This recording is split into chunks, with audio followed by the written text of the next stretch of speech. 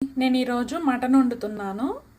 అందు గురించనని చెప్పి 2 టమాటాలు ఇట్లాగా 4 ఘాట్లు పెట్టుకొని వేడి నీళ్ళల్లో వేస్తున్నాను. మసాలా గురించని చెక్క, లవంగాలు, ధనియాలు, 4 జీడిపప్పులు వేసుకున్నానండి. వీటిని మంచి అరోమా వచ్చేంత వరకు వేయించుకుందాము. ముందుగా స్టవ్ మీద బాండీ పెట్టుకొని కొంచెం ఆయిల్ వేసుకోవాలి. ఆయిల్ వేడెక్కిన తర్వాత ఒక ఎండుమిరపకాయ, బిర్యానీ ఆకు, జాతి పువ్వు వేసుకోవాలి. ఇవి కొంచెం కాలిన తర్వాత పచ్చిమిరపకాయలు వేసుకోవాలి. ఆ తర్వాత సన్నగా తరిగి పెట్టుకున్న ఉల్లిపాయలు వేసుకోవాలి.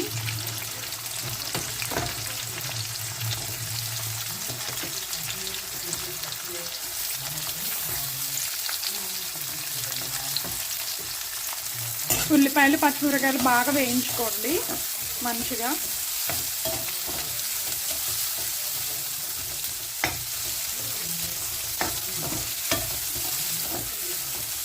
టమాటాలు ఇట్లాగా పొక్కు తీసేసి నీట్గా కట్ చేసి పెట్టుకున్నాం అన్నమాట. చూడండి, ఉల్లిపాయలు చక్కగా వేగాయి. ఇప్పుడు ఇందులో వేసుకుందాము. ఇప్పుడు ఇందులో కొంచెం ఉప్పు, పసుపు వేసుకుందాం. కొద్దిగా ఉప్పు, చిటికెడు పసుపు, రుచికి సరిపడా కారం వేసుకోండి. మీరు స్పైసీగా తినేట్లయితే ఎక్కువ కారం వేసుకోవచ్చు. ఇప్పుడు సిమ్లో పెట్టేసి ఒక 5 నిమిషాలు మూత పెట్టి మగ్గబెట్టుకుందాము. చూడండి, నూనె పైకి తేలేంత వరకు ఇట్లా మంచిగా మగ్గబెట్టుకోవాలి. మగ్గిన తర్వాత నేనేం చేస్తానంటే, ఇది ఉంది కదా, ఇందులో కొబ్బరి, అల్లం, వెల్లుల్లి అన్నీ మంచిగా మిక్సీ పట్టాను అన్నమాట. ఇప్పుడు ఇది వేసుకుందాం. పచ్చి మసాలా వేసేసి చక్కగా కలుపుకోండి. ఇప్పుడు మూత పెట్టుకొని ఒక 2 నిమిషాలు సిమ్లో మగ్గబెట్టుకుందాము.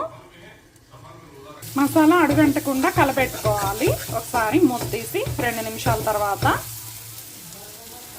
పచ్చివాసన పోయింది. ఇప్పుడు నేను ఇందాక కుక్కర్లో మటన్, కొంచెం ఉప్పు, పసుపు, వాటర్ వేసి ఒక 7 విజిల్స్ వచ్చేంత వరకు ఉడికించుకున్నానండి. ఇప్పుడు ఈ ఉడికించుకున్న మటన్ని దీనిలో వేసేసుకుంటున్నాను. ఉడికించుకున్న మటన్ వేసుకొని చక్కగా ఇట్లా కలుపుకోవాలి.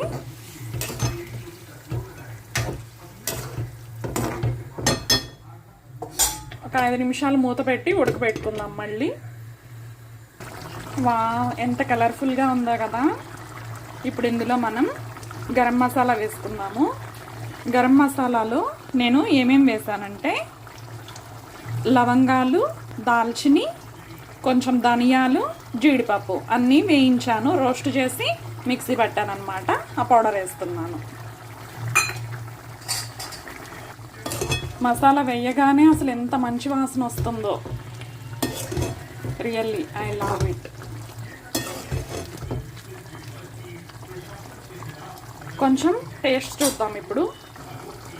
ఉప్పు, కారాలు పర్ఫెక్ట్గా సరిపోయినాయి.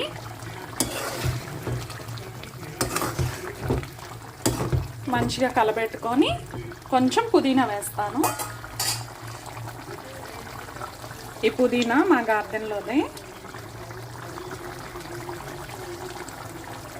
లేత పుదీనా, ఎంత బాగుంటుందో అసలు.